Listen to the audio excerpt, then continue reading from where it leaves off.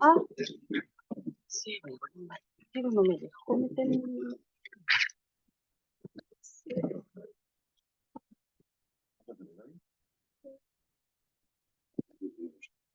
No, pues yo también, pues, el miércoles. Y ahora me dijo, no, me dijo que me llamaron, me dijo para entrar a trabajar hoy día.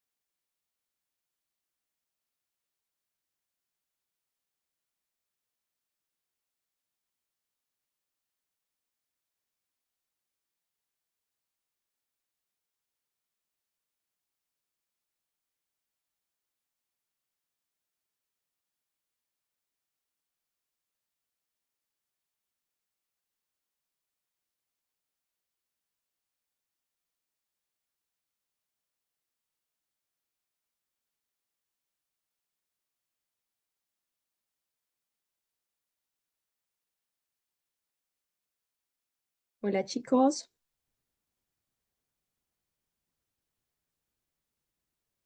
Hola, profesora, buenas tardes. buenas tardes, ¿cómo están? Preparado, ok, gracias. Buenas Buenas tardes. tardes. Bueno, Hola, profe, buenas tardes. hola chicos, por ahí está Giovanna, Rosa, Cristina, Yamil, Marcela, Mariela y Robert. Hoy vamos a empezar con la segunda parte de este tercer módulo, que es medicina complementaria. Entonces, esta se encuentra, a ver, miremos por acá. La tenemos.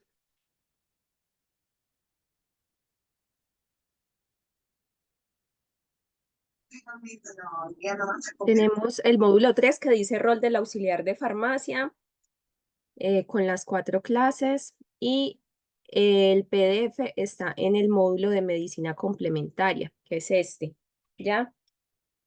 Ahí les voy a subir hoy cuando terminemos la clase el material complementario. Y la prueba que se les va a habilitar hoy está en rol del auxiliar de farmacia que es el módulo 3, prueba 2. Entonces, esa se va a habilitar hoy. ¿Y qué vamos a ver en este módulo? Vamos a ver, el título es Medicina Complementaria. Vamos a ver las otras opciones, los otros productos que se venden generalmente en farmacia. Me refiero a productos naturales, me refiero a homeopatía, a fitoterapia. También vamos a ver la parte de insumos clínicos que se dispensan y que se venden en las farmacias. Entonces vamos a comenzar. Entonces, diferentes tipos de medicamentos se comercializan y venden en farmacias, aunque la medicina alopática es la más utilizada.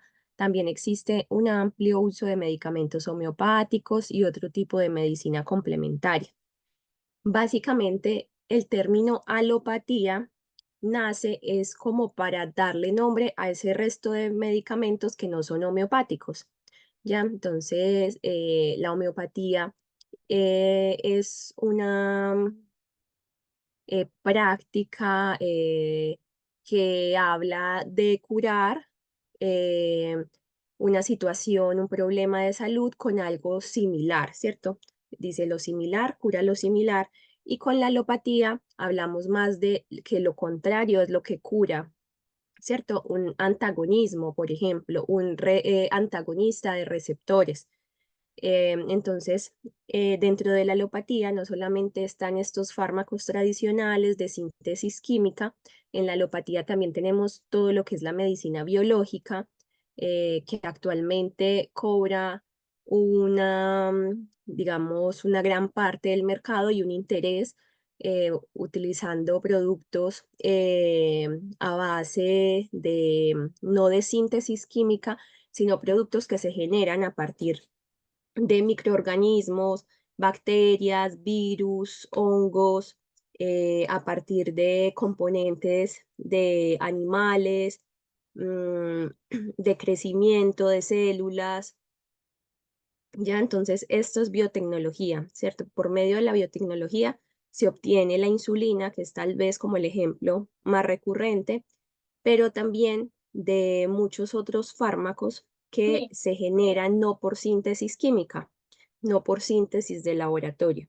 Aquí también hacen parte productos naturales, también fitoterapia, ¿cierto? Todo aquello que demuestre un principio activo, que se le conozca su mecanismo de acción, su diana farmacológica. Pero también vamos a ver lo que es la homeopatía y ya cada uno de ustedes va a sacar como sus conclusiones al respecto. Entonces, un medicamento alopático es toda sustancia o una mezcla de sustancias de origen natural o de origen sintético que tenga efecto terapéutico, preventivo o rehabilitatorio que se presente en una forma farmacéutica. Ya, eso es clave. La forma farmacéutica es lo que hace un medicamento.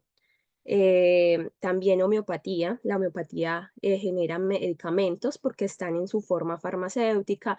Vienen, por ejemplo, en comprimidos, viene el excipiente, viene también con vehículos, que es como el diluyente, que es otra manera de nombrarlo, pero también tienen forma farmacéutica. Para que un medicamento sea medicamento dentro de la misma definición de fármaco de medicamento, me habla que es una forma farmacéutica.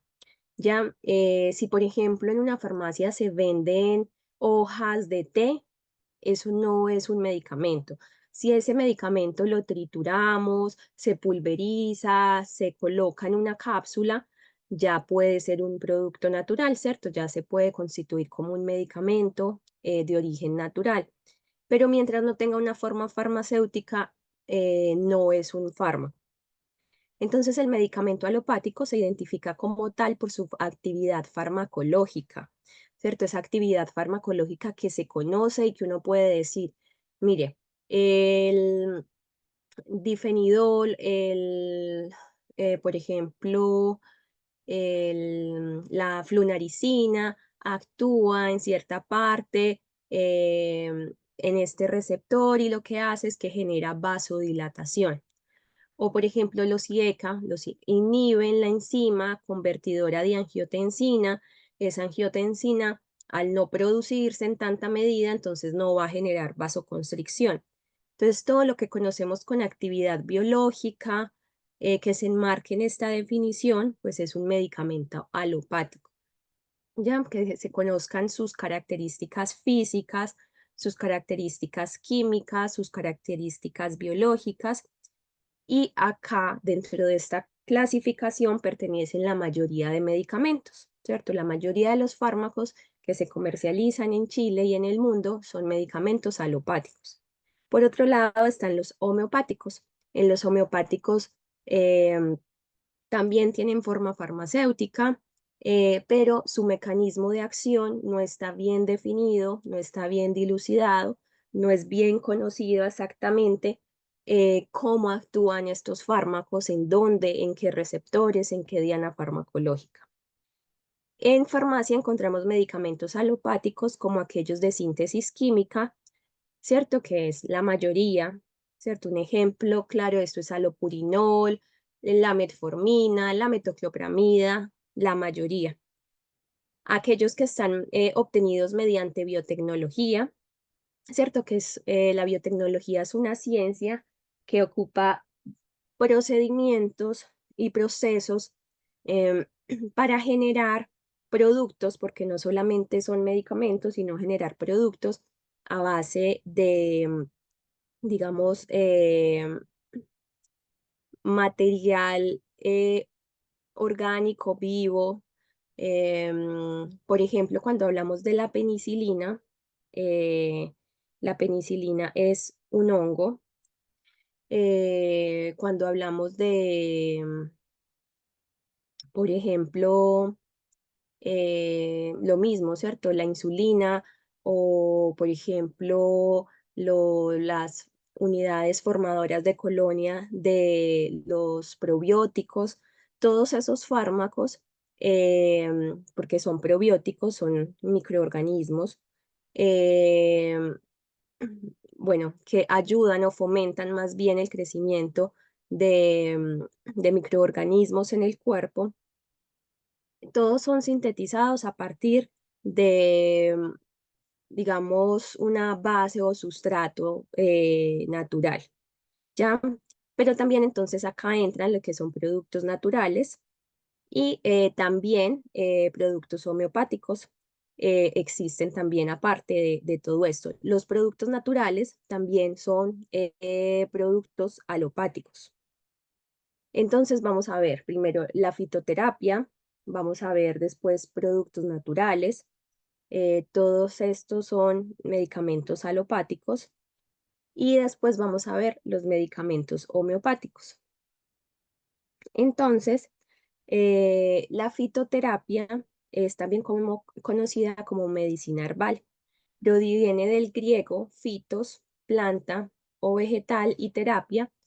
Se trata de una forma de medicina alternativa que utiliza las plantas medicinales por sus propiedades para curar o aliviar síntomas y enfermedades. Las preparaciones empleadas en fitoterapia que contienen principios activos identificados y medidos demuestran ser efectivas en el tratamiento de diversas enfermedades.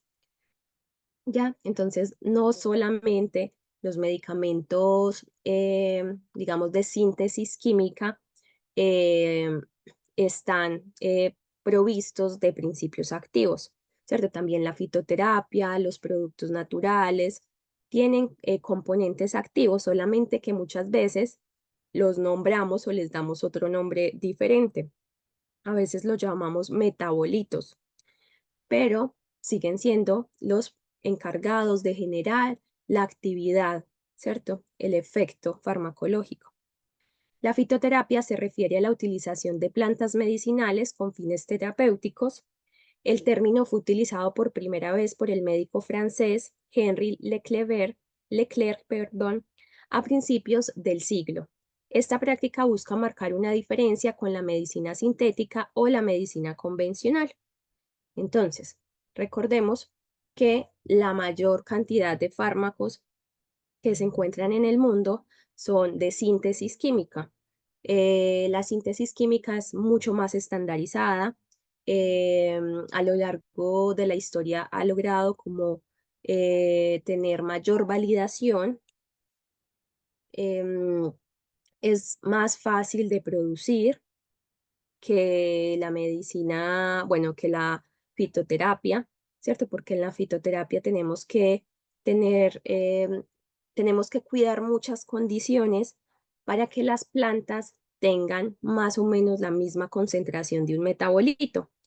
La concentración de un metabolito en una planta, entonces metabolito hablando como de principio activo, varía entre la misma especie si se cultiva en Arica o si se cultiva en la Patagonia, porque esa concentración de metabolitos va a depender de la calidad del suelo, ¿cierto? De lo que aporte el suelo. Entonces, por eso les digo que es muy difícil estandarizar la fitoterapia.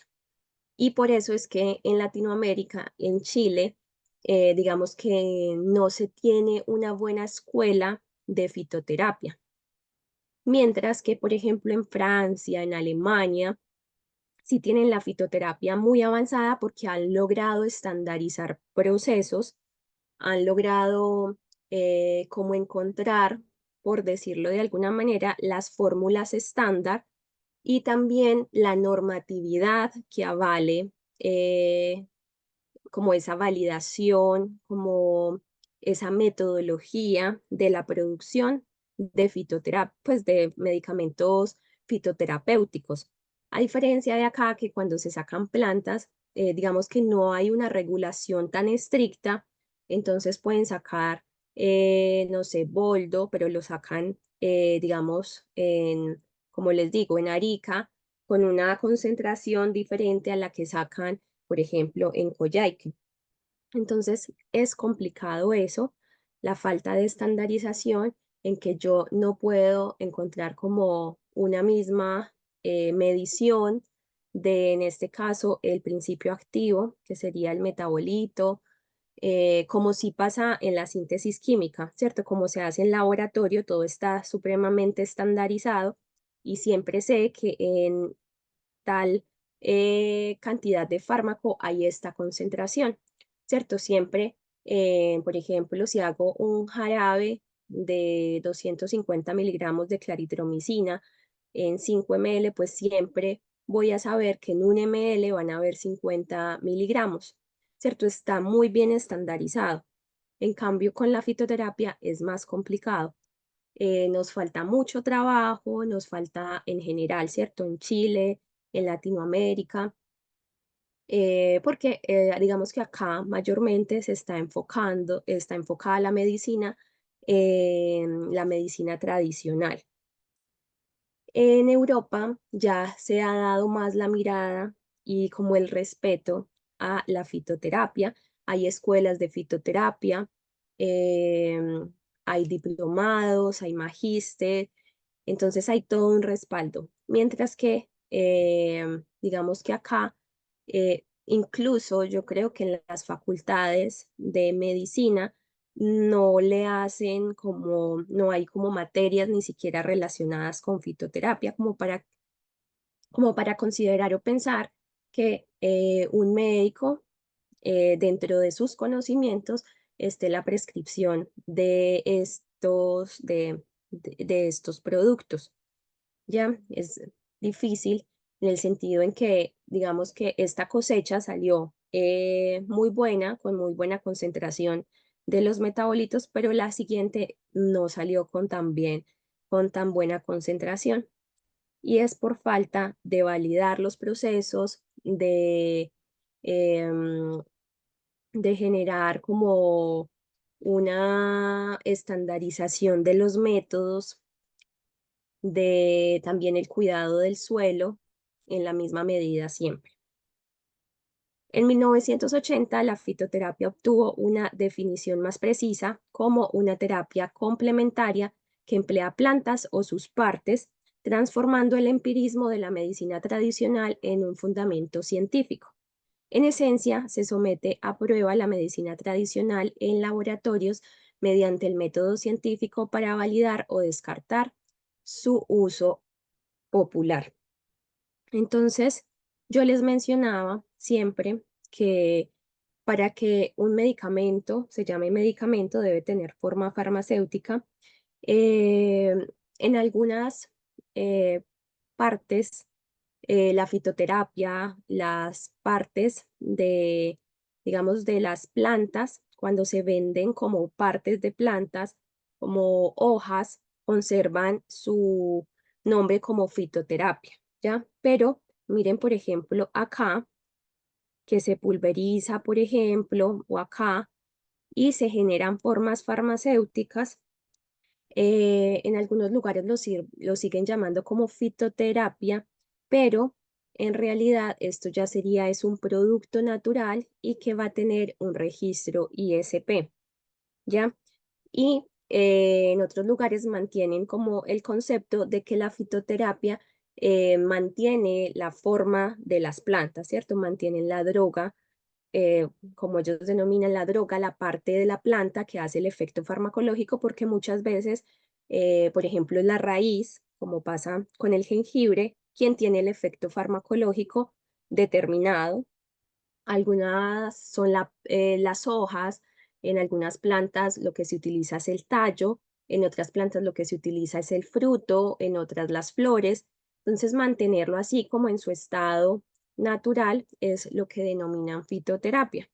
Pero eso todavía no está como en algunos lugares se explica de esta manera y en otros lugares de esta otra manera. Entonces, en parte, eso digamos que acarrea también todo lo que yo les he comentado, esa falta de estandarización y como de armonización del conocimiento en esta área con todos los países, en toda práctica, ¿ya? Porque, por ejemplo, que uno indique que solamente es mantener la droga vegetal y otros que sea procesado a una forma farmacéutica, pues es bien diferente. El renovado interés científico en las plantas medicinales, explorando su riqueza y variabilidad química, ha conducido a una revalorización de su uso en muchas partes del mundo. Esto se traduce en una forma complementaria de curar, donde el empirismo de la terapia cede paso a la evidencia científica, permitiendo una armonización entre la medicina tradicional y las terapias oficiales de cada país.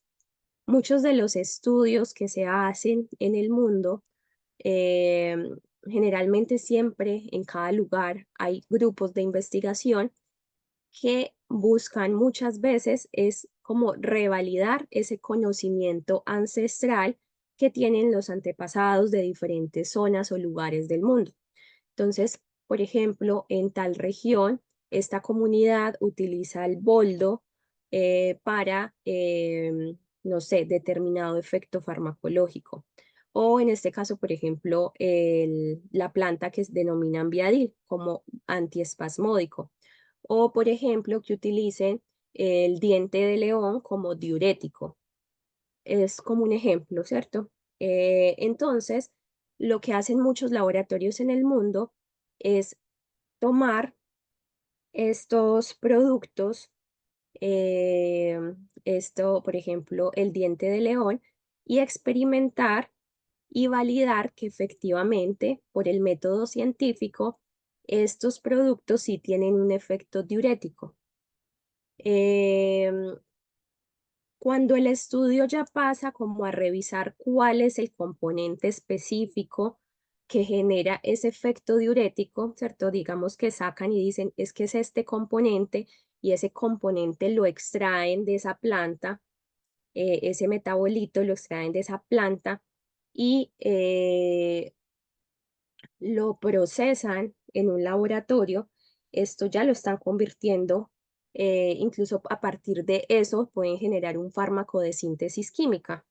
Ya eso se pierde, eso ya no sería fitoterapia, o sea, pierde el sentido de la palabra fitoterapia. porque en la fitoterapia hay un concepto que se llama el fitocomplejo.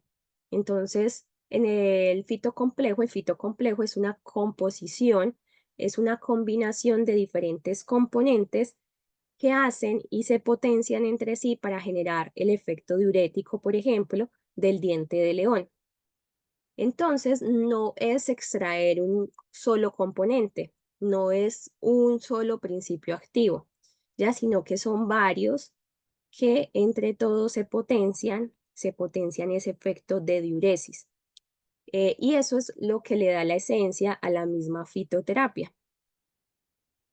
Entonces, la fitoterapia utiliza matrices vegetales complejas, comprenden plantas completas, así como partes específicas como hojas o raíces, e incluso derivados resultantes de tratamientos directos con solventes o medios que concentran compuestos afines conocidos como extractos.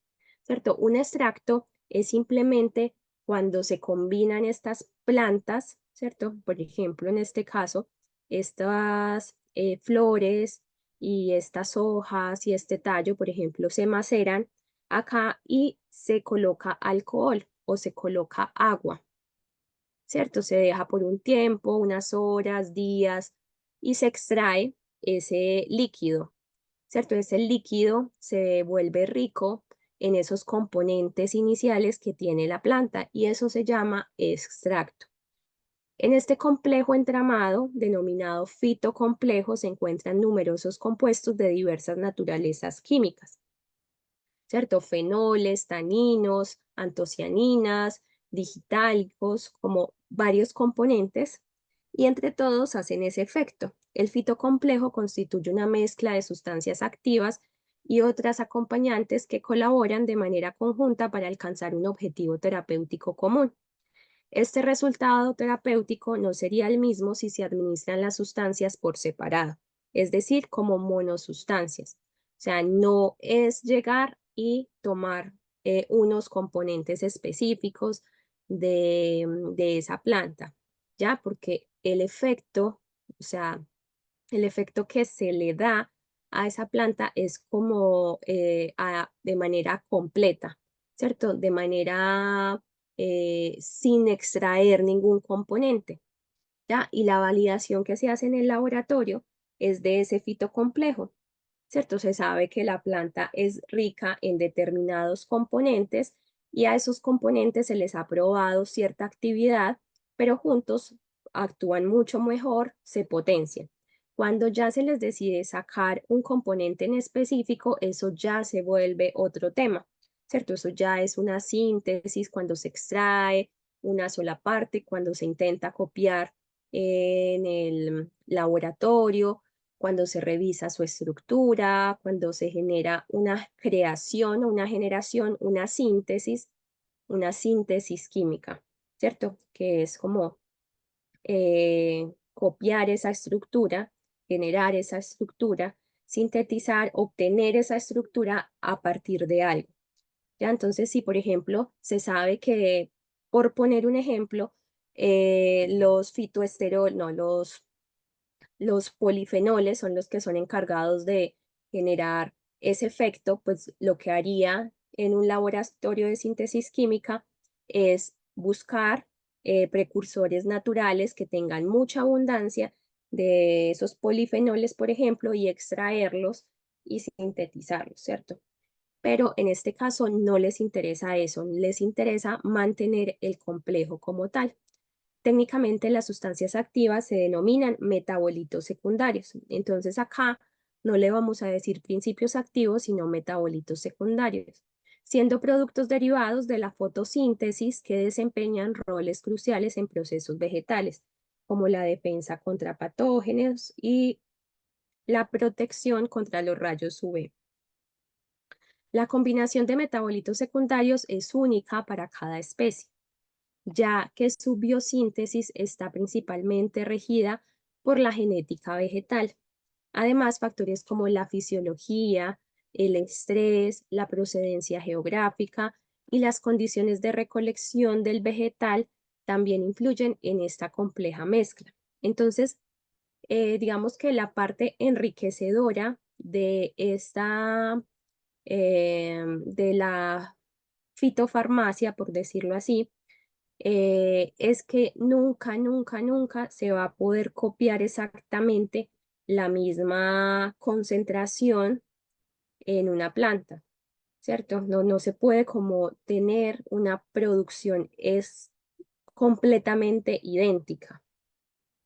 Hay un margen de diferencia cuando se hacen validaciones, cuando estos procesos están como mucho más regularizados y es como contener concentraciones dentro de un rango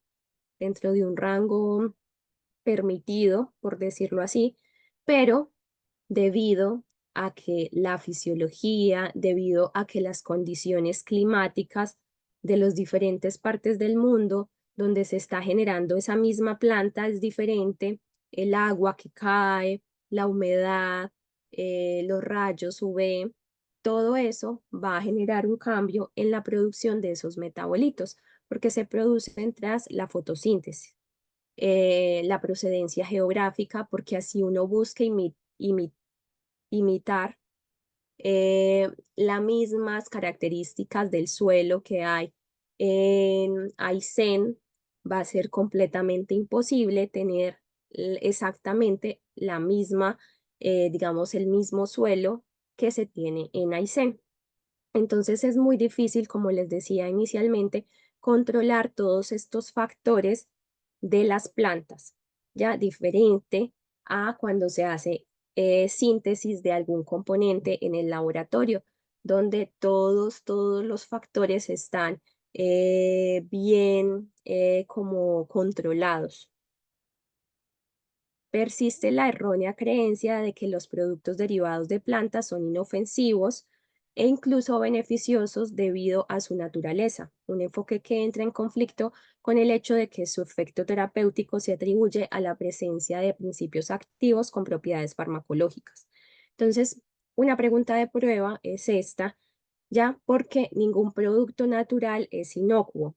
Todo producto tiene el potencial de generar un efecto adverso, ¿ya? Una reacción adversa, solo por el simple hecho de tener un componente activo, ¿cierto? Porque ese componente activo sabemos que actúa en estos procesos, actúa sobre estos receptores igual, actúa sobre estas enzimas, genera un efecto de esta manera, incide en estas reacciones.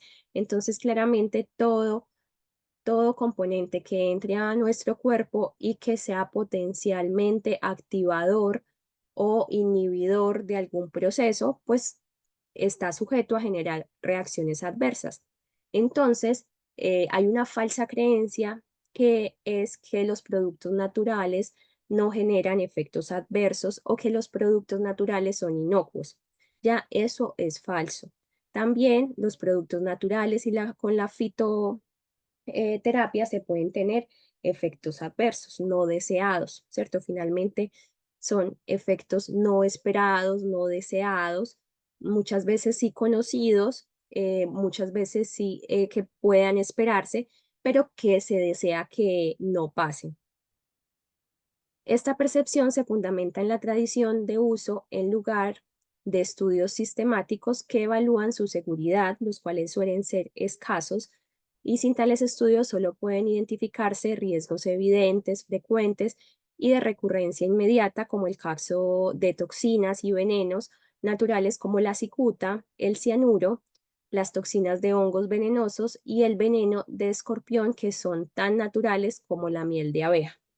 ¿Cierto? Entonces, muchas veces eh, no hay muchos estudios en lo que es productos naturales, ¿cierto? Si nos vamos al ibuprofeno, al paracetamol, al captopril, están muy bien estudiados, se estudian en voluntarios sanos, en voluntarios enfermos, se ha estudiado en el laboratorio, en animales. Entonces, como tiene tantos estudios, obviamente conocemos muy bien cuáles son sus efectos no deseados, sus reacciones adversas. Pero como con las plantas no se hacen en general tantos estudios, muchas veces es desconocimiento y solamente le atribuimos las reacciones que se presentan de manera más frecuente o más evidente o que son inmediatas, ¿cierto? Como la muerte por toma de cicuta o toma de cianuro, o por ejemplo cuando se da un envenenamiento de serpiente o un envenenamiento por escorpión, por veneno de escorpión, pero como dice ahí, ¿cierto? Son tan naturales como la miel de abejas. De hecho, del veneno de serpiente se produce el captopril, se sintetiza el captopril porque se logra aislar eh, esa proteína que genera el efecto hipotensor, ¿cierto? ¿Qué es esto? Pero ya aislándose, conociendo la estructura, y esa estructura se copia y se sintetiza en el laboratorio, pero todo surgió porque encontraban que cuando una persona tenía mordedura de serpiente, de esa u otros asper, jararaca creo, es que se generaba la hipotensión de la persona. Entonces lo que quisieron es investigar cuál era el componente exacto y efectivamente en este caso era solamente ese componente que generaba de manera significativa la hipotensión. Entonces, claro, aprovecharon ese efecto para generar un medicamento hipotensor para las personas con hipertensión, pero ya no se utiliza tanto este fármaco. Al igual que cualquier medicamento, las plantas pueden desencadenar reacciones adversas, intoxicaciones por sobredosis o interacciones perjudiciales con otras sustancias. Se han documentado interacciones clínicamente relevantes entre plantas y medicamentos, lo que destaca la importancia de informar al médico sobre el consumo de preparados naturales. Además, se han reportado problemas de confusión entre diferentes plantas y contaminación con pesticidas, metales pesados y fármacos en productos a base de plantas medicinales. Entonces, este es otro problema, ¿cierto? No solamente que es difícil tener estandarización de los procesos de recolección, los procesos de manipulación, de procesamiento de las plantas medicinales, sino que muchas veces hay mezclas, porque como no es un mercado tan bien regularizado, a veces nos encontramos con que nos venden, no sé, laurel y en medio está, hay cilantro, pues como por poner un ejemplo. Encontramos que muchas veces se cultivan en el mismo sitio los componentes y hay como contaminación cruzada, ¿cierto? ¿Qué quiere decir? Que no solamente en ese envase me están colocando cúrcuma, sino que también además puede haber trazas de jengibre, ¿cierto? Por colocar un ejemplo, porque no hay una adecuada estandarización, no hay una adecuada normatividad para estos procesos. Es esencial aplicar el mismo control médico riguroso tanto a las plantas medicinales como a los medicamentos de síntesis. En Chile, la fitoterapia goza de reconocimiento oficial como terapia, aunque aún enfrentamos desafíos significativos en la promoción de la salud mediante esta práctica.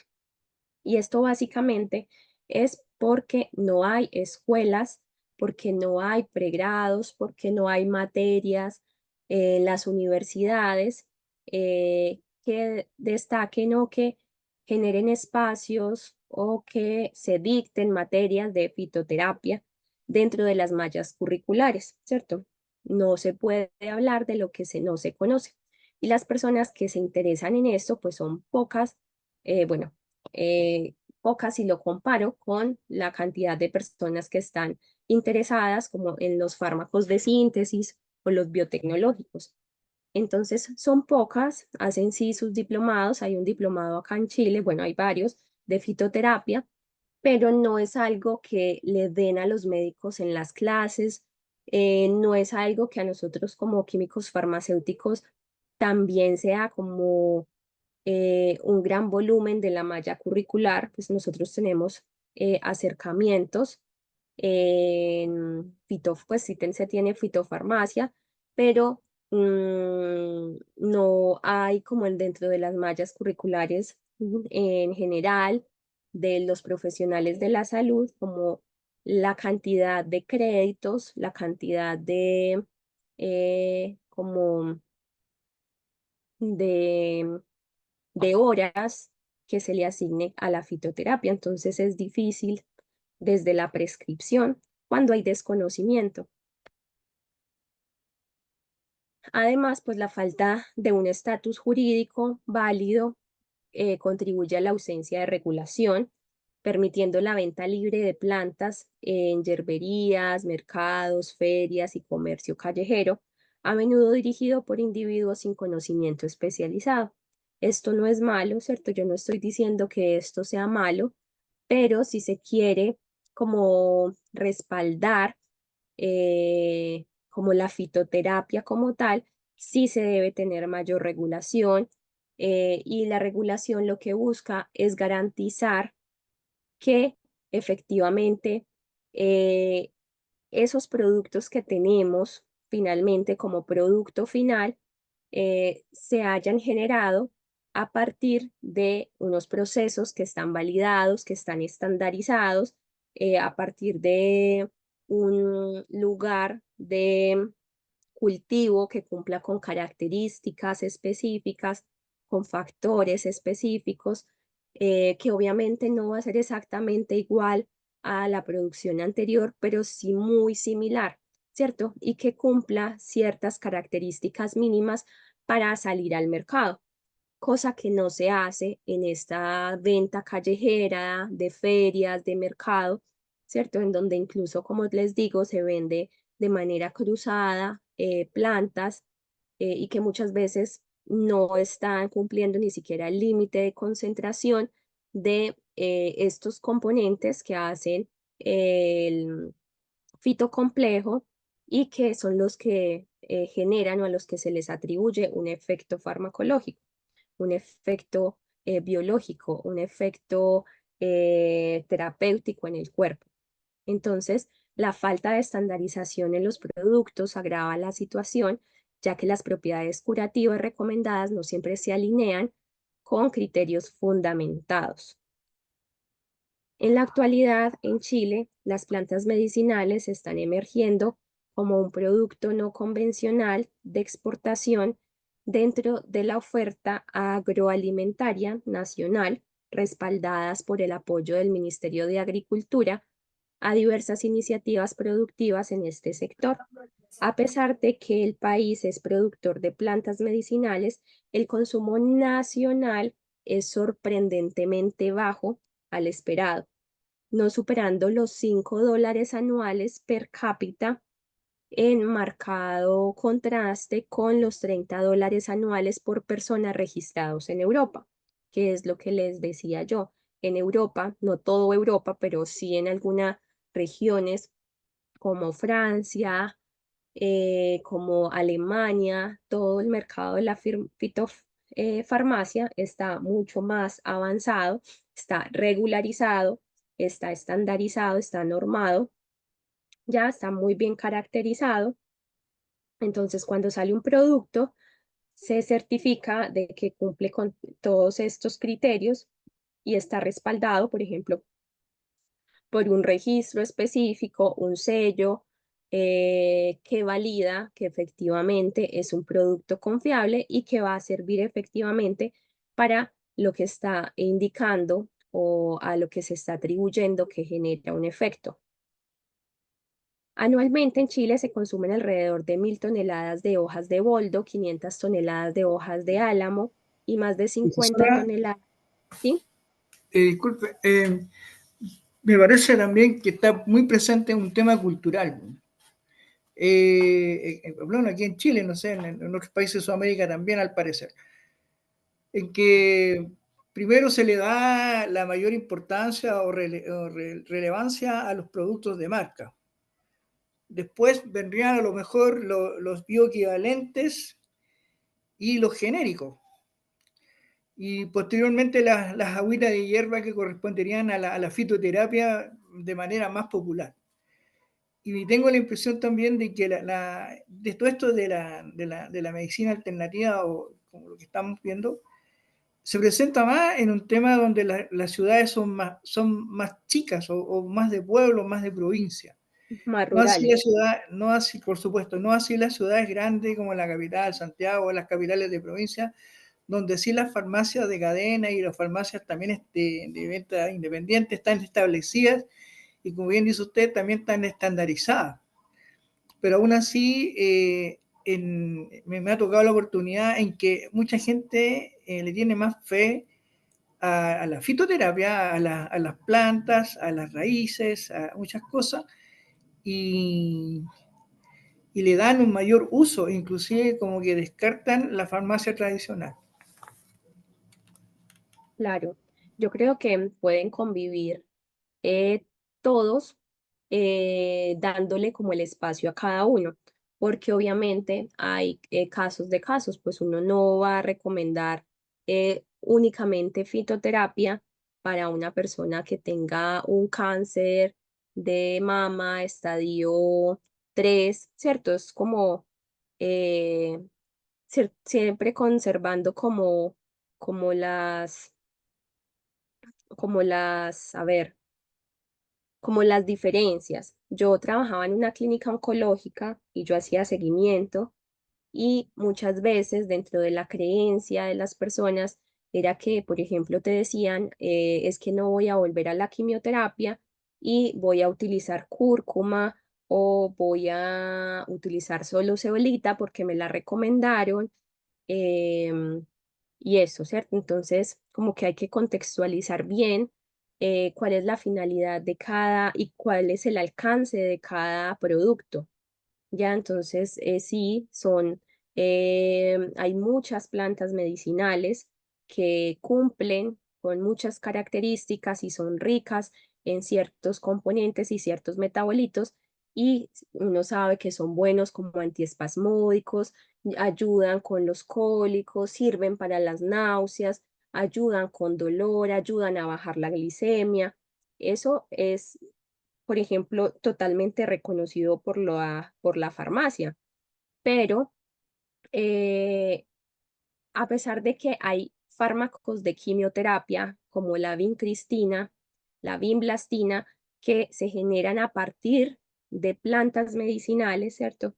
Digamos que todas estas tienen un proceso más estandarizado a nivel de laboratorio para extraer exactamente esos componentes específicos que sea una concentración válida para poder atacar, por ejemplo, un tumor. Entonces, no así se va a poder hacer en la fitoterapia, donde estos, digamos, metabolitos están más diluidos, que no están estandarizados, como le dice uno a un paciente con quimioterapia, mira, a punta de estas hojas, yo le voy a hacer que usted se cure al 100% cuando yo no sé ni siquiera cuáles son las concentraciones que tiene esa hoja de tales componentes. Entonces, es más, considero yo, que la forma en que preparamos, la forma en que se validan, la forma en que se estandarizan, en que se regularizan como los procesos de la fitofarmacia en Chile y en Latinoamérica. ¿Ya? Tal vez si esto fuera como más estricto, más medido, ¿cierto? Más cuantitativo, podríamos como otorgarle incluso más propiedades de las que tienen aún, ¿cierto? Porque, o sea, de las que le damos o les generamos el crédito hasta ahora. Creo que podría ser mucho más que eso, pero se necesita como entrar a este campo y fortalecerlo, y es mucho, porque las plantas y de las plantas se puede extraer muchos componentes, se puede ayudar a potenciar, se puede formular, pero el problema es que no se tiene como esa estandarización. Entonces, eso es lo que les contaba, que muchos laboratorios ahora lo que están haciendo es primero validar esos conocimientos ancestrales. Y muchas veces dicen, sí, podemos hacer una mejor estandarización. A veces dicen, no, voy a sacarle el extracto, voy a sacarle ese componente que genera el efecto solamente y lo voy a aislar, pero eso ya deja de ser fitoterapia. Eh, lo que buscan también los laboratorios es devolverles el conocimiento a las mismas comunidades, ¿cierto? Ese conocimiento que tienen de manera ancestral de sus abuelos, pero como diciéndoles, sí, miren, ya lo revisamos por el laboratorio, efectivamente, tienen un efecto antiespasmódico por la composición de estos componentes. Se da más que todo en las hojas, no tanto en los tallos ni en la raíz. Entonces, si se utilizan más las hojas, digamos que su efecto antiespasmódico va a ser mayor. Combinando, por ejemplo, las raíces, se va por el contrario a disminuir más su efecto porque hay más componentes de este tipo y se va a diluir los otros componentes. Entonces, es como en parte eso, validar también esa información y no necesariamente llevarlo a un fármaco con forma farmacéutica, sino simplemente decirle sí, efectivamente es una característica de esta planta. En cuanto a las exportaciones, las plantas medicinales están ganando terreno en la oferta agroalimentaria chilena, con un aumento del 58% en las ventas al exterior en los últimos años. En 2007, los envíos alcanzaron la cifra de 26 millones de dólares, siendo los principales productos exportados la rosa mosqueta, que es muy famosa de este lugar, el orégano, el quillay, el hipérico, la vainilla y el perejil. Actualmente, el MinSal reconoce 103 plantas cuyo propósito es fomentar el uso de plantas medicinales registradas y certificadas según el reglamento del Sistema Nacional del Control de Productos Farmacéuticos. Entonces, por ejemplo, en este material te dice cómo es esta planta, se cultiva de esta manera, se cultiva de manera periódica, es anual, ¿cierto? Todas las características, requiere de esta composición de agua, se debe cultivar en este clima, la droga utilizada son las flores, no sirve nada más, ¿cierto? Como en la manzanilla, sirves las raíces o sirves este componente. Hay incluso una misma planta que tiene diferentes efectos porque con las hojas se tiene un efecto X y con las flores se tiene un efecto Y, pero es eso, es como certificar, es estandarizar, es informar y muchas veces las personas que venden estos productos ni siquiera conocen este libro que digamos que ha concentrado mucha de la información popular ancestral que se tiene en Chile en las diferentes regiones y simplemente es como cultivar productos en cualquier parte sin tener en consideración que tal vez ese suelo no potencia la producción de esos componentes que forman el fitocomplejo y que llevan a que el producto tenga esta característica, ¿cierto? De generar un efecto, digamos, hipoglicemiante. El Ministerio de Agricultura colabora estrechamente con el MinSal y los servicios agrícolas para respaldar el cultivo y la producción de estas plantas, trabajando conjuntamente con la Asociación Gremial de Yerbateros, que aporta conocimientos y experiencias. Entonces, esto es un diálogo de saberes, no tiene que ser como sacar algo y dejar a las personas que tienen su uso tradicional aparte, sino que es incorporarlos a todos, pero que todos lo hagamos de una mejor manera, garantizando esas propiedades por medio de garantizar una composición más estandarizada. El reglamento del Sistema Nacional de Control de Productos Farmacéuticos clasifica como medicamentos herbarios tradicionales aquellas plantas o partes de plantas envasadas y etiquetadas artesanalmente con denominaciones utilizadas por la costumbre popular en el ámbito de las tradiciones culturales nacionales chilenas. Este reglamento busca garantizar que la venta y distribución de estos productos solo estén permitidas con la autorización previa del servicio de salud competente, ¿cierto? En pocos lugares se hace de esta manera y tampoco es como el fin último a llegar, ¿cierto? Es como un primer paso, pero a estas alturas no se acoge mucha población que produce este tipo de productos a esta normatividad. ¿Cómo funciona la fitoterapia? se comporta de manera similar a la medicina alopática, es decir, emplea principios activos con la capacidad de contrarrestar el problema. Entonces, en fitoterapia, efectivamente, se conoce y se sabe cuáles son los componentes a los que se les acredita ese efecto farmacológico, porque ya se sabe que ese tipo de componentes ejerce un efecto en el corazón o ese componente ejerce un efecto sobre el músculo, generando disminución de los espasmos, ejerce un efecto, por ejemplo, en las prostaglandinas, ayuda con la inflamación o actúa sobre la glucosa, disminuyendo la glucosa y se sabe cómo ejerce su efecto, ¿cierto? En dónde actúa. Tal vez no se sea tan preciso paso por paso, que con un medicamento de síntesis química, pero sí se conoce más o menos cómo actúa y en dónde actúa. La única distinción entre producto fitoterapéutico y uno de síntesis química radica en que la eficacia del producto sintético se fundamenta en una molécula aislada, desarrollada en laboratorio, mientras que el fitoterápico basa su eficacia en el fitocomplejo, ¿cierto? Que es lo que yo les decía. A pesar de que sabemos cómo actúa, más o menos, la síntesis química es un componente al que yo le doy ese efecto, yo lo sintetizo en mi laboratorio, pero la fitoterapia y la riqueza de la fitoterapia es ese efecto completo que hacen de varios metabolitos secundarios. Ya, si lo separo, se le pierde la esencia a la fitoterapia.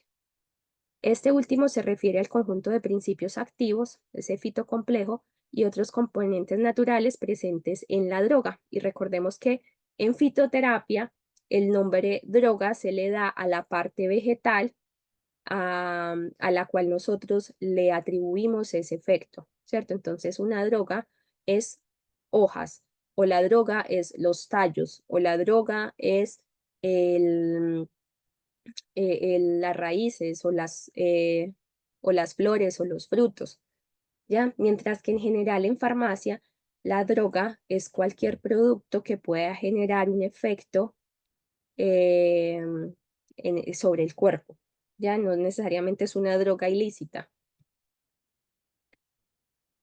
Entonces, algunos componentes activos que hacen parte, por ejemplo, de estos fitocomplejos son los mucílagos. Los mucílagos actúan en el organismo recubriendo las membranas mucosas del aparato digestivo. Entonces ya uno ahí se empieza a hacer una idea de que pueda tener un efecto muy similar a lo que hace el hidróxido de aluminio, a por ejemplo, el omeprazol, ¿cierto? De esta manera protegen de la acidez, la irritación y la inflamación, extendiéndose esta actividad a las mucosas de la garganta, los riñones y las vías urinarias. Están las saponinas. Las plantas que contienen este tipo de saponinas ejercen una fuerte acción hormonal, como por ejemplo el regaliz. Las saponinas actúan a nivel expectorante también y ayudan a absorber los nutrientes. Entonces, eso es otra cosa, que muchas veces un mismo componente tiene diferentes efectos y estos efectos pueden depender de la cantidad de saponinas que tienen, ¿cierto? Por ejemplo, si hay más volumen de saponinas, se puede ejercer, por ejemplo, un efecto que permite absorber más los nutrientes, mientras que si son menos, pues puede tener una acción hormonal, ¿cierto? Depende como de la concentración de esas saponinas en un producto, que de hecho no es muy diferente a lo que pasa con los medicamentos de síntesis química, cuando hablamos, por ejemplo, de la aspirina. En dosis alta, este fármaco genera un efecto analgésico, antiinflamatorio, ¿cierto? De 500 miligramos, mientras que si hablamos de aspirina de 100 miligramos, tiene un efecto cardiovascular, ¿cierto? Entonces miren que también actúan o muestran similitudes que están muy relacionadas. Alcaloides, estos son otros componentes. Muchos de los alcaloides son medicamentos con aplicaciones reconocidas, como por ejemplo la vincristina, que se deriva de la vinca rósea, ¿cierto? Que es una planta, es utilizada para tratamientos del cáncer, y la atropina, que se encuentra en la belladona, que ejerce un efecto directo sobre el cuerpo, disminuyendo los espasmos, calmando los dolores y secando las secreciones corporales. Entonces, antiespasmódico, ¿ya? Los glicósidos cardiotónicos se encuentran en plantas medicinales como la digital, que es la digitalis purpúrea, y la digital lanosa, que es la digitalis lanata. Son sustancias como la digitoxina, la digoxina, mire que la digoxina es un medicamento que nosotros conocemos harto, y la digitoxina, al igual que otras, ejercen efectos diuréticos en el corazón, debilitando, en el corazón que está debilitado. Lo que hace es que lo fortalece, le aumenta esa fuerza de contracción para que pueda bombear mejor. Entonces mire que de aquí nace esa digoxina. Es un fármaco que es un componente activo que se encuentra en las plantas. Cuando yo lo aíslo y lo sintetizo en mi laboratorio, ya es un fármaco alopático, porque le saco solamente ese componente que es responsable del efecto, pero si yo lo dejo en combinación con otros componentes en el fitocomplejo, pues estoy hablando de fitofarmacia. Em, Estos glicósidos actúan como diuréticos efectivos al facilitar la transferencia de líquidos desde los tejidos hacia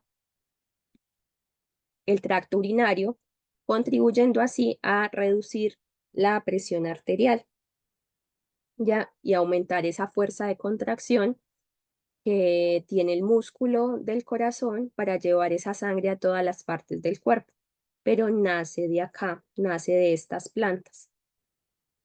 Los flavonoides actúan como antiinflamatorios y resultan beneficiosos para mantener una adecuada circulación sanguínea.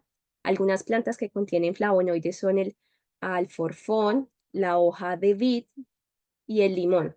Entonces tienen una estructura entre ellos muy similar, parecida a estos tres anillos con este grupo hidroxilo. Algunas plantas medicinales, miren que estos son esos componentes activos, y estos son algunas plantas medicinales a las que se les atribuye algún efecto porque son ricas en determinados componentes. Entonces, el ajo, las propiedades terapéuticas más destacadas incluyen la prevención de la aterosclerosis, que recordemos que es esa formación de la placa en los vasos que obstruyen la circulación de la sangre, y el apoyo a la circulación sanguínea, especialmente en las arterias. Además, muestra una acción hipolipemiante, o sea que disminuye los ácidos grasos, ayuda con el colesterol, con los triglicéridos, reduce los niveles justamente de colesterol, de triglicéridos. El ajo también exhibe un efecto antiagregante plaquetario. ¿Y por qué se les da estas características o por qué se le valida ese conocimiento ancestral? Porque en el laboratorio se encuentran cuáles son las principales componentes que tiene, y se estudian y se identifica que esos tipos de productos, perdón, esos tipos de metabolitos, de principios activos, pues generan ese efecto. Está la cúrcuma, tiene muchas propiedades medicinales como antiséptico, como desinfectante, como tonificante, como antioxidante, como cicatrizante. Entonces, no está mal, igual que un paciente de oncología me llegue y me diga que está utilizando la cúrcuma para tal situación, para ayudar con la cicatrización, para ayudar con su proceso.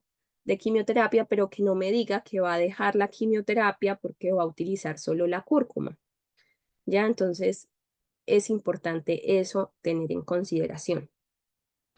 Y más si está en un estadio más avanzado y etcétera. Una cosa diferente y que yo respetaría es que una persona que apenas está sacando cifras de glicemia por encima, que tiene una prediabetes, que, que me diga un día que no quiere utilizar metformina y que quiere utilizar, no sé, el Yantén, y que va a hacer ejercicio y que se va a cuidar en su alimentación y que se va a cuidar así 3 o 6 meses para ver si puede por sí mismo regular su metabolismo un poco mejor y evitar tener que pasar a una diabetes, evitar tener que utilizar una metformina, ¿cierto? Es muy diferente porque el contexto de la naturaleza de la enfermedad es diferente, porque la etapa en que está la enfermedad es diferente, y ahí sí lo respetaría y lo apoyaría y le diría que no solamente es el uso de plantas medicinales o de fármacos, sino que también es el cambio en los estilos de vida, los cambios en esas situaciones no farmacológicas que por sí solas son más importantes en un inicio en cuanto a cuando hablamos de prevención, de promoción, más importantes que la utilización de un fármaco, ¿ya? El eucalipto, sus principios activos son el cineol o el eucaliptol. El eucalipto tiene propiedades antisépticas, particularmente de las vías respiratorias y urinarias. Se utiliza generalmente por vía externa en inhalaciones para mejorar la respiración en casos de gripes o sinusitis. Está el ginseng, su droga vegetal es la raíz, porque es rica de unos componentes propios de esta planta que se llama ginsenócides, que tienen una acción tónica sobre todo el organismo. Son ricos en vitamina E, en vitamina C, en vitamina B, en fósforo y en hierro. Es utilizada en los estados de falta de vitalidad, de fatiga física, de fatiga intelectual y también en los disturbios ligados a la vejez y al estrés. Bueno, está el hinojo, tiene dos principales acciones a nivel intestinal, es un antiespasmódico y a nivel de vías respiratorias es un expectorante. Ayuda a la producción de leche en las mujeres que tienen problemas de lactancia. La menta, sus propiedades principales son antiespasmódicas, antisépticas, calma la pared interna del estómago, ayuda a acelerar la digestión, estimula la secreción de la bilis. Está la ortiga, su raíz contiene fitoesteroles y fenoles que ayudan a limitar la hipertrofia de la próstata y así mejorar los síntomas molestos de ese problema frecuente en los hombres de más de 50 años. Las hojas de la ortiga tienen unas agujas finas que contienen el ácido fórmico, el mismo que generan o que está presente en las hormigas, el cual irrita la piel y es por eso que se deben coger con guantes, ¿cierto? Y se deben sacar estas partes. Está la valeriana, ampliamente reconocida, validada. Sus principios activos son el ácido valeriánico y el ácido isovaleriánico, que tienen una acción sedativa y relajante. La parte utilizada de la planta es la raíz, que contiene un aceite esencial. Se utiliza en los problemas de sueño, de ansiedad, de angustia, ¿cierto? Tienen un efecto para la ansiedad y para el sueño, depende de las cantidades que se tome también, de la hora del día que se tome. La valeriana es muy utilizada para remedio sedativo sin los efectos secundarios y nocivos de los medicamentos clásicos. Ojo, aquí dice sin los efectos secundarios y nocivos de los medicamentos clásicos. Aquí que estamos hablando, benzodiazepinas, ¿cierto? Las benzodiazepinas actúan sobre la arquitectura del sueño, suprimen la fase 2 no REM, ¿cierto? Tienen unos efectos complejos, ¿ya? No estoy diciendo que la valeriana no pueda tener por sí mismo unos efectos, obviamente no tan lesivos ni tan graves como las benzodiazepinas, que tienen también, generan adicción, que generan dependencia. Yo puedo hablar de otros fármacos que también son para la conciliación del sueño y que no generan dependencia, ¿cierto? Que no generan adicción, que no suprimen la fase 2 del sueño no REM, como lo hacen las benzodiazepinas. Entonces, no estoy diciendo que los medicamentos o que los productos naturales no sean, em, no sean no tengan o no sean susceptibles de generar efectos adversos, sino que muchos de los fármacos que se utilizan para los problemas del sueño sí tienen efectos complicados, ¿cierto? Complejos. Em, entonces eso, es decir, no existe el riesgo de dependencia o la sensación de fatiga en las mañanas, pero de que pueda ser nocivo y de que pueda tener un efecto adverso, puede tenerlo. Listo, chicos, preguntas, dudas, hasta aquí.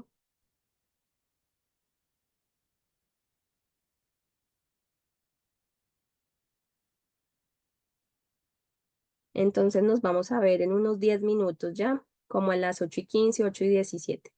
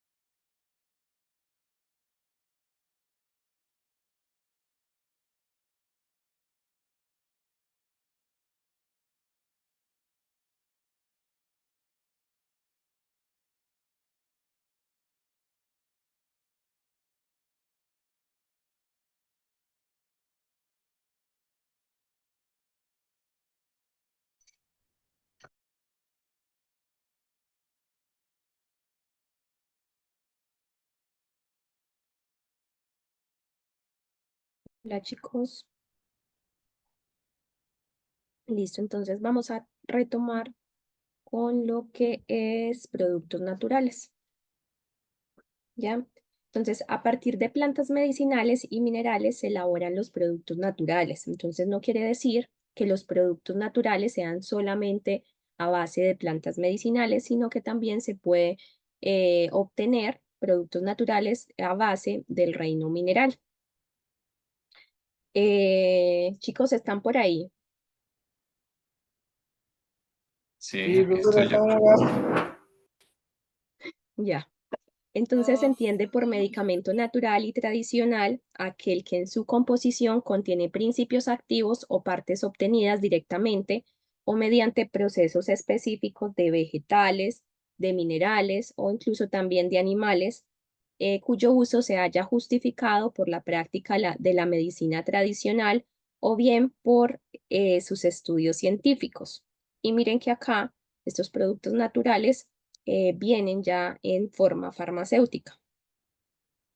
El registro sanitario de productos naturales, esto es pregunta de prueba, de origen vegetal, mineral o animal, con propiedades medicinales se llevará a cabo de acuerdo con los requisitos establecidos por la ley y en su registro se antepondrá la letra N. Entonces, cuando ustedes lean el registro sanitario del Melipaz, del Aloelax, del Laxantil, de todos estos productos naturales, se les antepone la letra N, pero se buscan de la misma manera como otro producto de síntesis biológico. Los productos biológicos también se les antepone, es la letra B, y los de síntesis química, los medicamentos en general, pues los alopáticos que no sean los biológicos, se les coloca o se les anticipa la letra F, pero todos se encuentran aquí en lo que yo siempre les digo, coloquen en Google registro ISP y les aparece ahí de esa manera. Listo, Jamie, no hay problema. Entonces, algunos de los productos naturales más vendidos en farmacias comunitarias son los siguientes.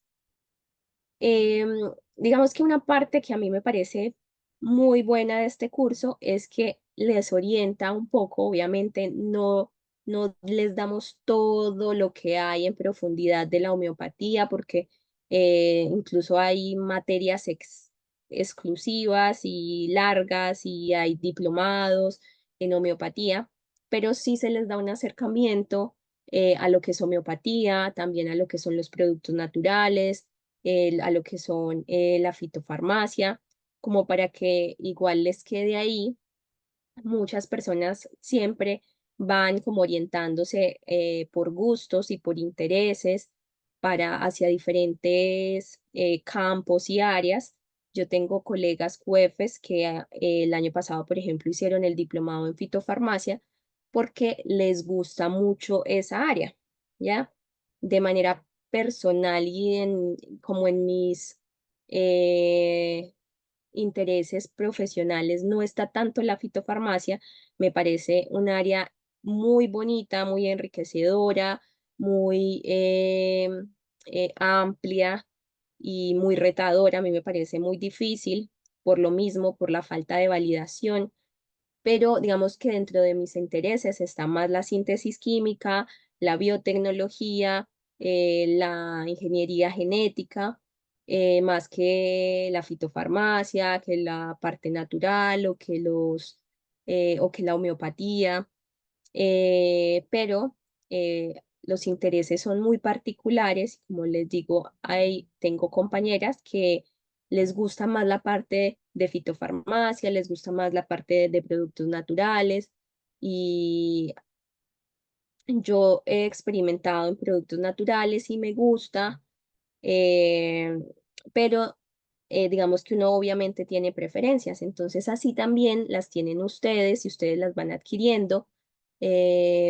Yo he tenido auxiliares que saben mucho de medicamentos veterinarios. Tengo una auxiliar que sabe mucho de medicamentos veterinarios, que incluso yo le consulto a ella muchas cosas porque ella trabajó 9 años en una farmacia que era exclusiva de veterinarios y no solamente eso, sino que después de eso siguió estudiando y todo lo que llegaba a la farmacia de medicamentos veterinarios se lo leía al derecho y al revés porque era de su interés, ¿ya? No tanto de mi interés.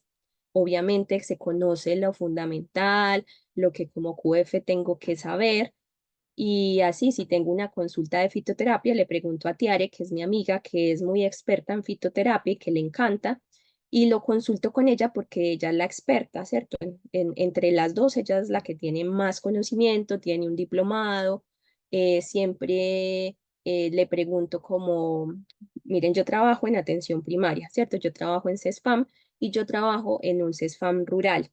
Entonces, igual, a pesar de que no es de mi principal interés, yo valoro la fitofarmacia, a mí me gusta, yo confío en la fitofarmacia, eh, y considerando que yo estoy en un CESFAM que es rural, incluso le he incorporado a los médicos o se le ha tratado de incorporar el uso de plantas medicinales para el manejo de los problemas del sueño, ¿cierto? Entonces, pues el melipaz, la valeriana, la pasiflora, la melisa, tiene amplia evidencia científica de su efecto para inducir el sueño, para ayudar con estos trastornos del sueño. Entonces, ¿qué hice? Le pregunté a Tiare, mi QF de respaldo para estos temas, como que me indicara como unos pasos a seguir para la preparación de melisa, la preparación de pasiflora, eh, de valeriana, y ella me mandó como una información de cómo el usuario puede preparar teniendo en su casa plantas de estos componentes, y todo eso con la finalidad de evitar o retrasar el inicio de medicamentos de síntesis química, que obviamente tiene más efectos secundarios. Em, o sea, con el fin de retrasarlo, con el fin de evitarlo, eh, se promueve el uso de estas plantas medicinales considerando que yo trabajo en un CESFAM rural, ¿cierto? Como lo decía ahorita Yamil. Obviamente es muy diferente la realidad de las personas que viven cerca del campo a las personas que viven de la ciudad. Entonces, yo quise aprovechar eso, a que igual las personas en su casa tienen sus cultivos, que igual también tienen esas creencias todavía, que está muy bien, que tienen ese conocimiento de prepararlo. Ahora es darle ese conocimiento a los médicos. No estamos como obviamente impulsando todos los vegetales y las plantas en general, pero sí algunas para un problema de salud que se presenta en el CESFAM y que yo creo que se está presentando mucho en muchos lugares por solo los trastornos del sueño, ¿cierto? Y la prescripción de benzodiazepinas y de quetiapina para los trastornos del sueño. Entonces, básicamente lo que se construyó fue como unos pasos antes de llegar a la prescripción de quetiapina, antes de la prescripción de benzodiazepinas.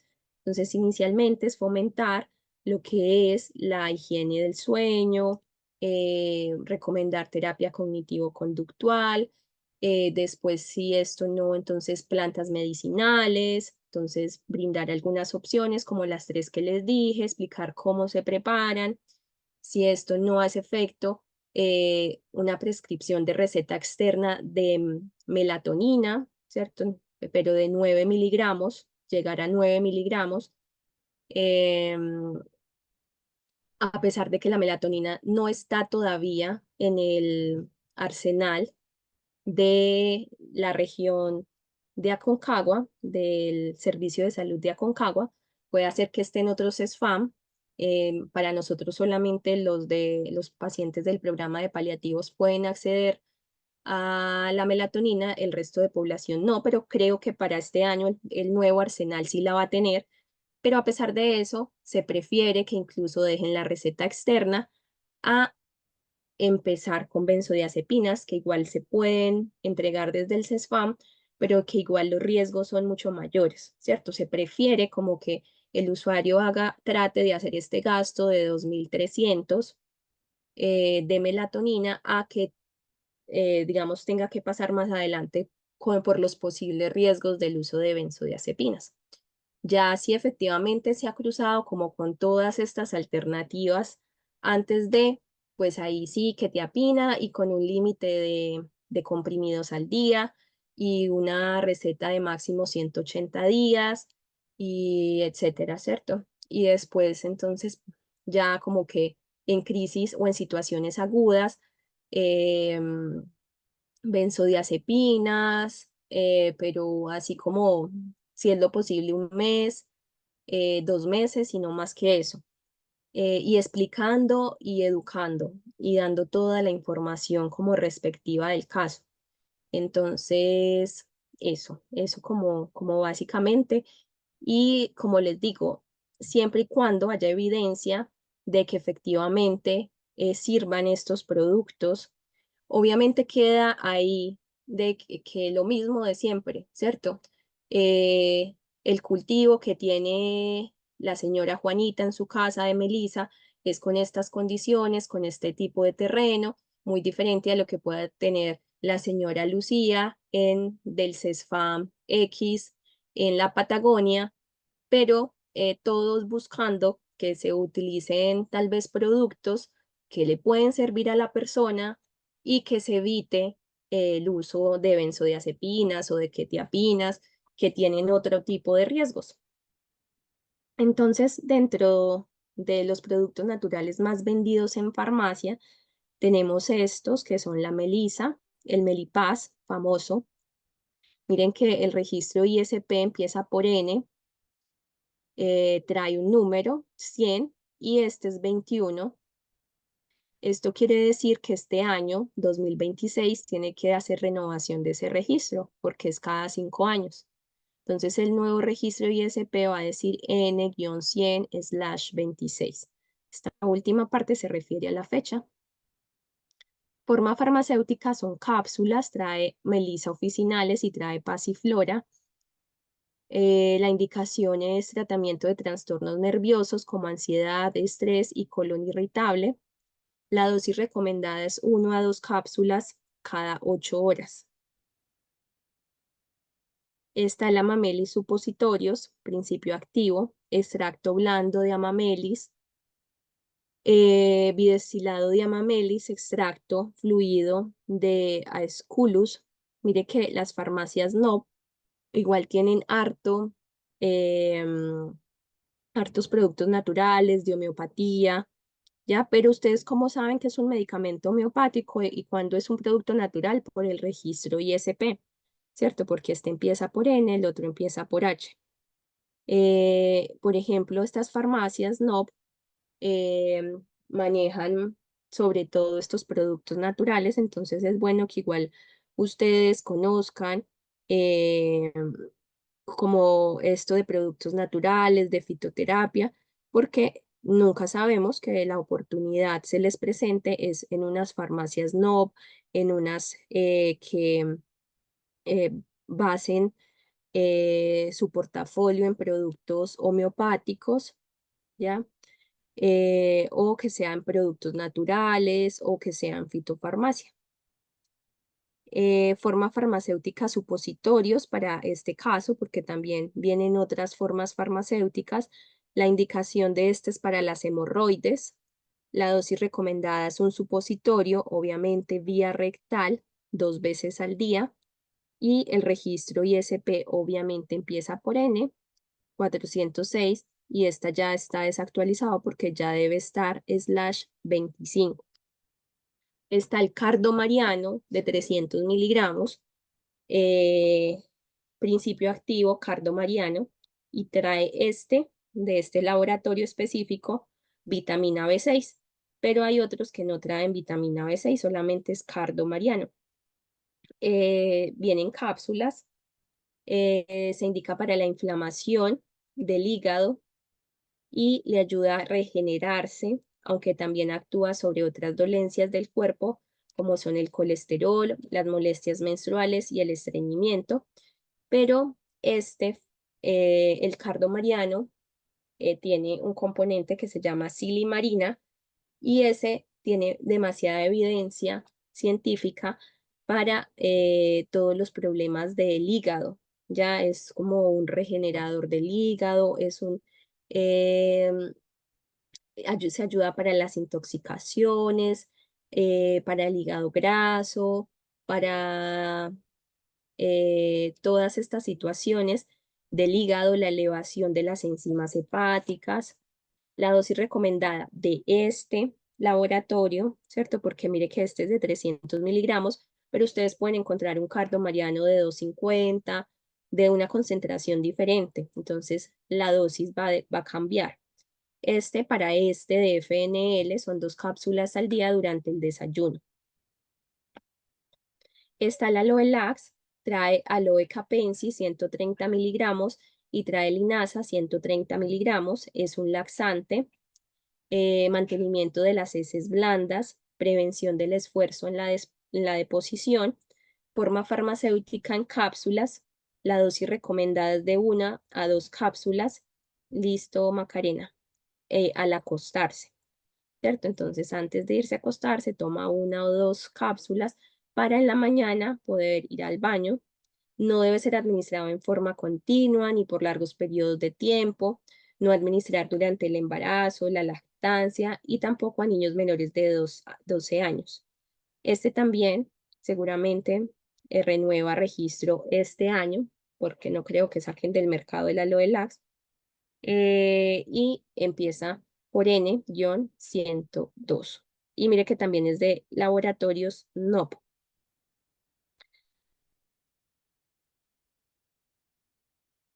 Esta Ledera Helix, ¿cierto? Es un medicamento para la tos a base de Dera Helix, extracto seco de las hojas. Es jarabe, tratamiento de los síntomas de enfermedades bronquiales inflamatorias acompañadas de tos. Dosis recomendada 5 ml cada 8 horas por 5 días. Y el registro es N56/21. Igual con todo esto de los jarabes, hay que saber muy bien, sobre todo en niños, que, bueno, la tos es un síntoma de algo, ¿cierto? La tos aparece cuando nuestro cuerpo se está intentando defender de algo, ¿cierto? La tos en este caso lo que quiere es expulsar algo que se tiene en los bronquios, en los pulmones, en las vías aéreas, ¿cierto? Quiere expulsar en este caso flema u otros productos, ¿cierto? Cuando algo se nos va por el conducto de las vías respiratorias, sino por el sistema digestivo, ¿qué hacemos? Tosemos, ¿cierto? Porque nuestro cuerpo quiere expulsar algo.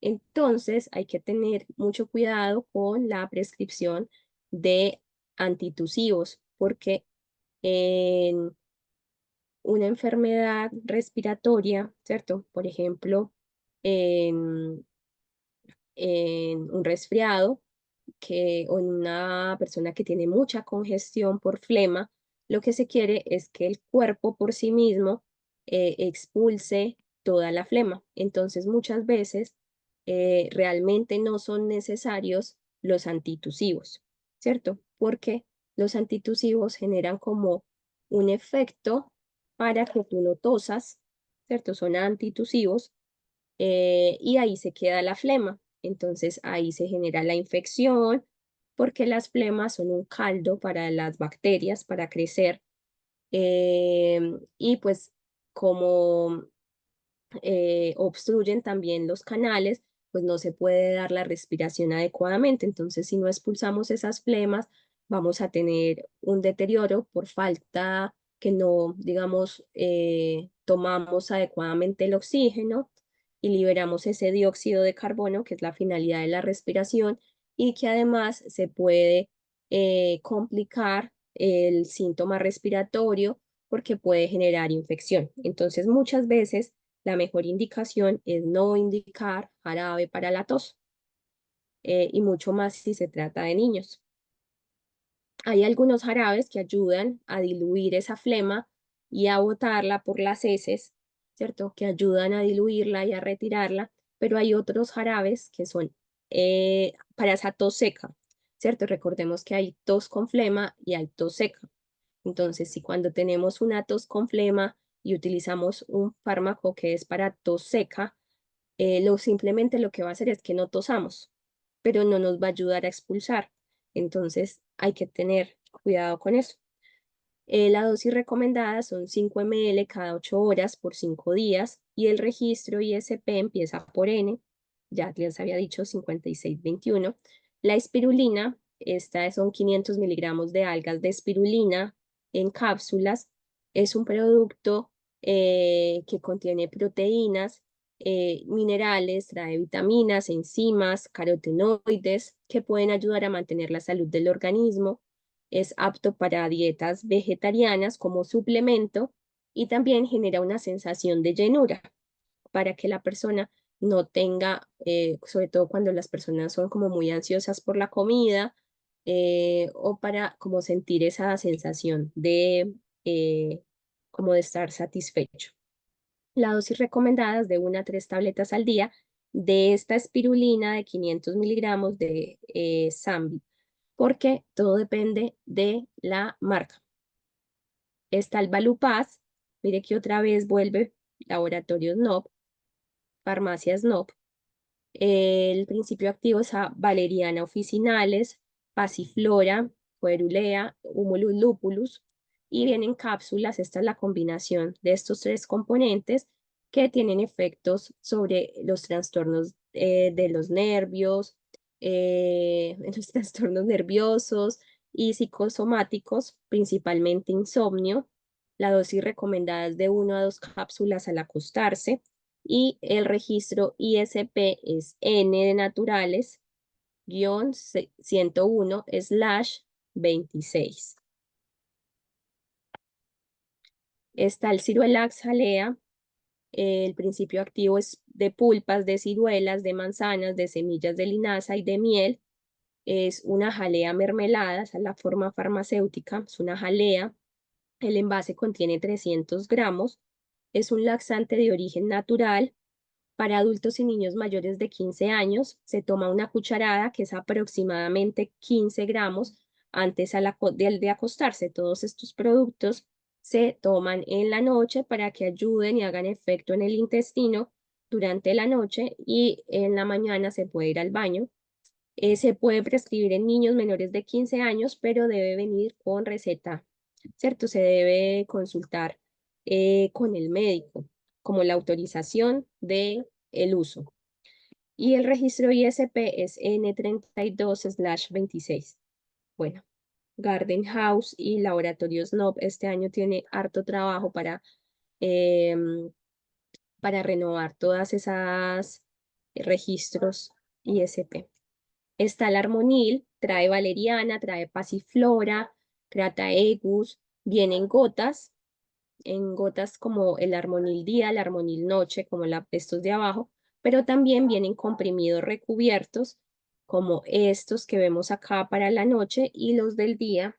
Entonces, los de la noche tienen más concentración de algunos componentes que son más inductores que tranquilizantes, y esa es la diferencia. La indicación del armonil como tal es tranquilizante, especialmente en casos de problemas menores del sueño. Son problemas menores. Ya si es una situación más compleja, ya hay que utilizar otras estrategias.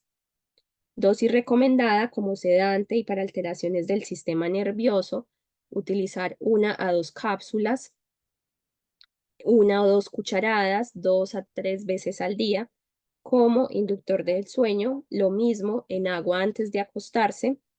Como inductor del sueño, 3 a 6 gotas, en caso tal de que sea estas gotitas, las armonil noche, ¿cierto? Viene, pero es azul. Y el registro ISPSN 493/25. Listo, chicos. Preguntas, dudas sobre...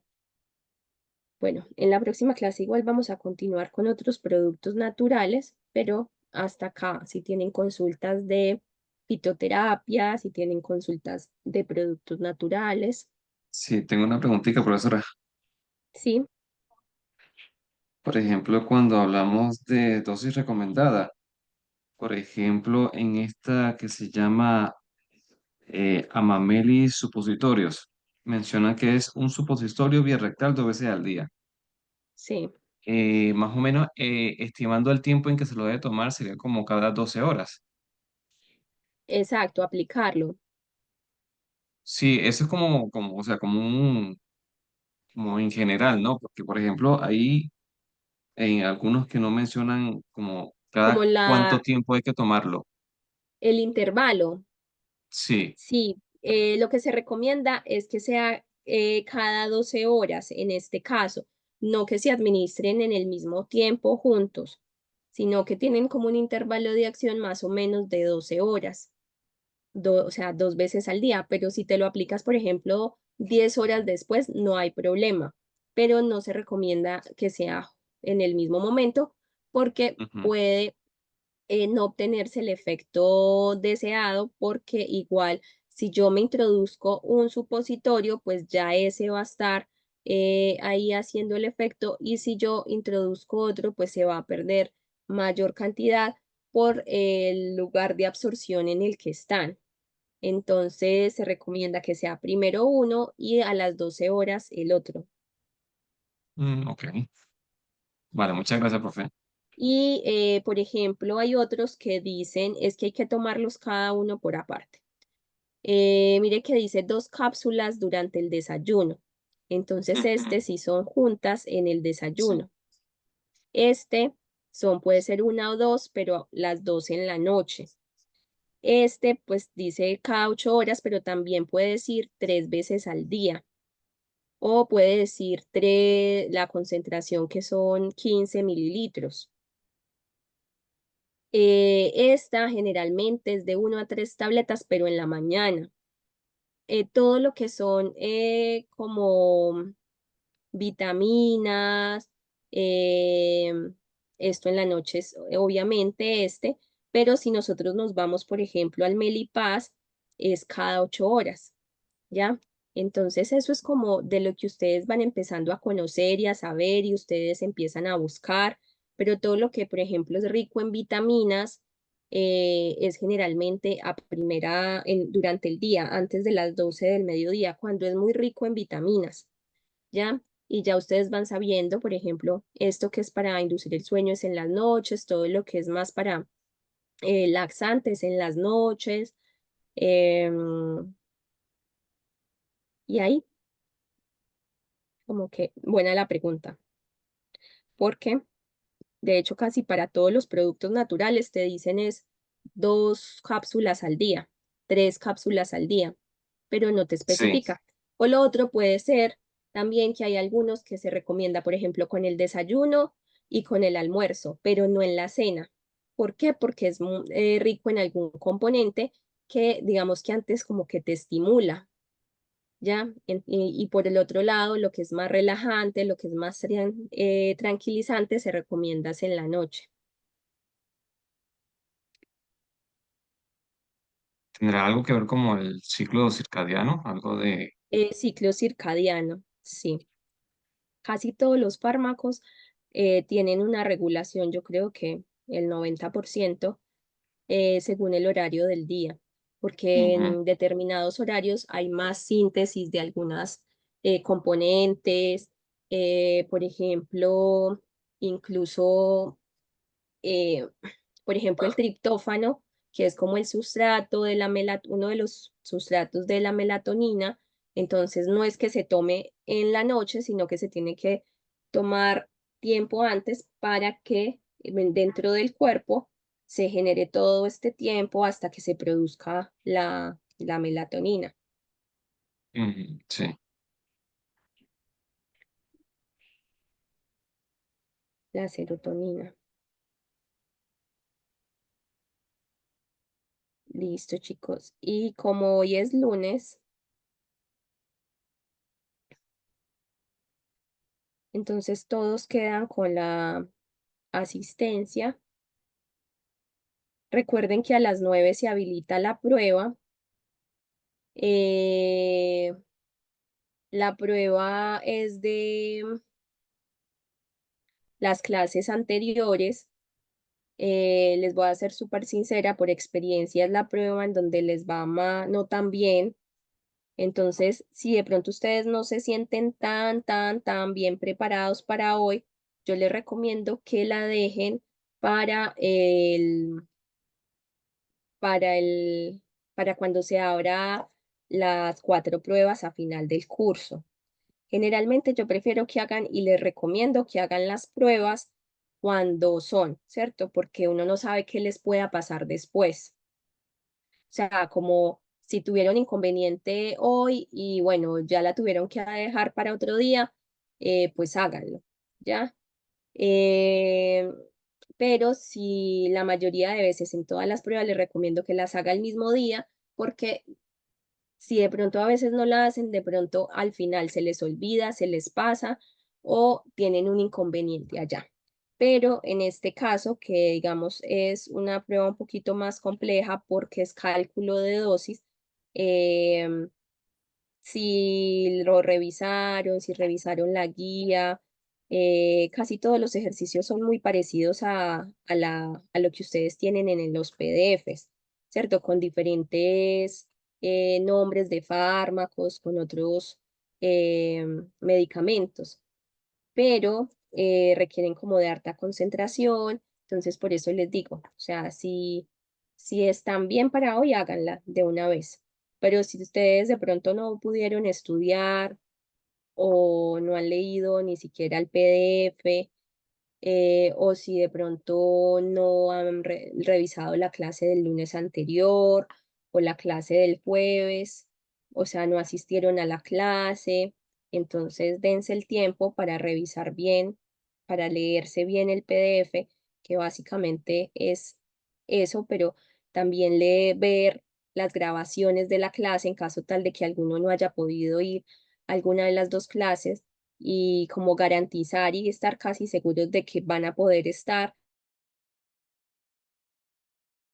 dando la prueba cuando se habiliten los 2 días enteros. Eso le recomiendo para esa prueba en específica, ¿ya? Entonces, eso se habilita hoy a las 9 de la noche hasta mañana a las 9 de la noche, ¿ya? Preguntas, dudas, nuevamente.